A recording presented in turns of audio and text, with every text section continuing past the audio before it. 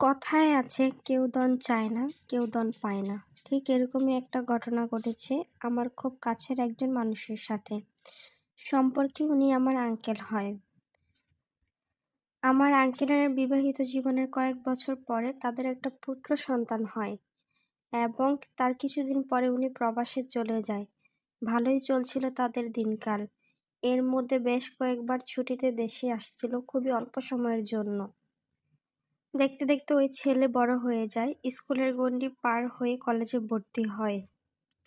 হঠাৎ একদিন তার ফুপি কল দিয়ে বলে, বাবা গাছের পেয়ারা পাকছে, তুমি তো আসলে না, এসে নিয়ে যাও। তার কিছুক্ষণ পরে ওই ছেলে সাইকেলে রওনা হয়। প্রচণ্ড গরম আর গ্রীষ্মের দুপুরে যাওয়ার পথে ব্রেন স্ট্রোক করে পথেই তার মৃত্যু হয়।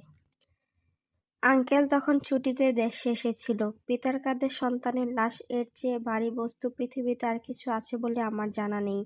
ওই দম্পতি একমাত্র ছেলেকে হারিয়ে তখন পাগল প্রায় অবস্থা। 4 থেকে 5 বছর বয়স হবে এমন একটা মেয়েকে আঙ্কেল দত্তক নিয়ে আসছিল। কয়েকদিন ছিল তাদের বাড়িতে ওই মেয়েটা, কিন্তু আন্টি মানতে পারে নাই।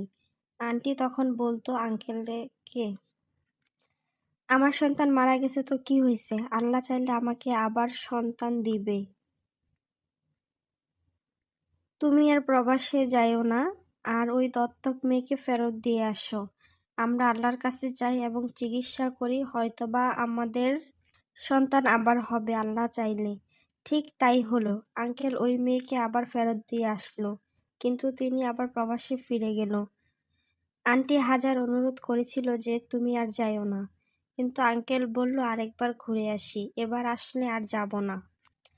আন্টি বাড়িতে একা রয়ে গেল। সন্তানকে হারিয়ে এবং স্বামী প্রবাসে চলে যাওয়ার পরে ওনার দিনগুলি খুবই কষ্টে কাটছিল। কয়েক বছর পরে আঙ্কেল যখন আবার দেশে আসবে, তার 6 মাস আগে থেকেই আন্টি ডাক্তার দেখানো শুরু করলো এবং বয়সজনিত কারণে ওনার যত সমস্যা ছিল সব সমস্যা আল্লাহর রহমতে উনি সমাধান করলো। আঙ্কেল দেশে আসার কয়েক মাস পরে উনি কনসেপ্ট করলো আবার, আলহামদুলিল্লাহ। তাই আঙ্কেল বলল, তাহলে আবার যাই, আমি লাস্ট বারের মতো একবার ঘুরে আসি। আন্টি তখনও হাজার অনুরোধ করে না করলো, কিন্তু আঙ্কেল একরোখা মানুষ, উনি যাবেই। উনি প্রবাসে যাওয়ার কয়েক ঘন্টা আগে, মানে রাত্রে আঙ্কেলের ফ্লাইট, এবং ওই দিন বিকালবেলা আন্টির মিসক্যারেজ হয়ে যায়। যেহেতু সবকিছু কমপ্লিট হয়ে গেছে, কিছু করার ছিল না, আঙ্কেলকেও চলে যেতে হয়েছিল ওই দিন। আবারও ভাগ্যের কাছে হেরে গেল ওই দম্পতি। দুজন দুই দেশে এভাবে কাটছিল কয়েক বছর। একটা সময় তারা সিদ্ধান্ত নিল কিসের জন্য তারা আলাদা থাকবে, তাদের ভবিষ্যৎ কি, কিছুই তো রইল না তাদের জীবনে অবশিষ্ট। তার চেয়ে ভালো মৃত্যুর আগে কয়েকটা দিন তারা একসাথে কাটাক। আঙ্কেল একেবারে যেন চলে আসে প্রবাস থেকে,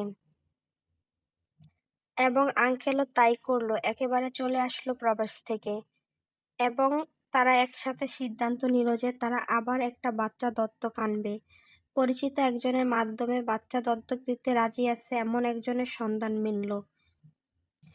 যেই মহিলা বাচ্চা দত্তক দিবে তার আগেরও একটা সন্তান আছে, এবং এই সন্তানটা গর্ভে আসার পরে তার স্বামী তাকে একা ফেলে রেখে চলে যায়।